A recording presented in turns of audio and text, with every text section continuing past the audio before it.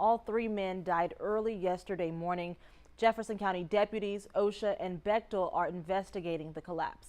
Good evening, Southeast Texas. I'm Cladra Rhodes. Meanwhile, 2 lawsuits on behalf of the victims have been filed. 12 News reporter Ebony Coleman spoke with the family's representation.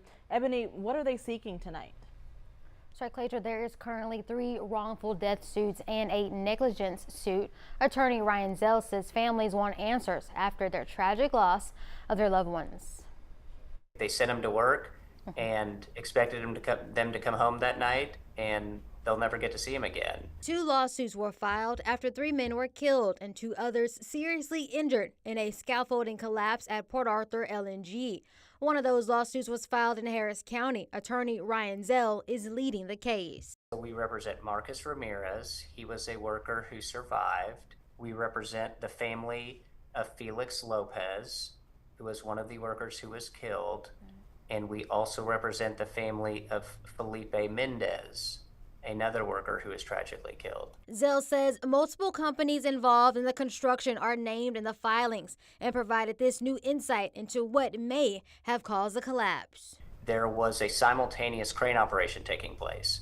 From what we've learned so far, the load fell onto that scaffolding that my clients were on and caused the scaffolding to tilt and our clients to fall off. The Burnson law firm filed a wrongful death lawsuit for the 3rd victim, Reginald Reggie McGee, in Jefferson County. They've lost their breadwinner for life. You know, that's the father of these 2 boys. You know, they've lost their dad, who they depend on. Cade Burnson says his firm is working to aid the ongoing investigation. We secured a temporary restraining order to preserve the site. Both lawyers say they are fighting for justice for the families of the 3 men. There was clearly a failure. They need to find out what happened, why this happened.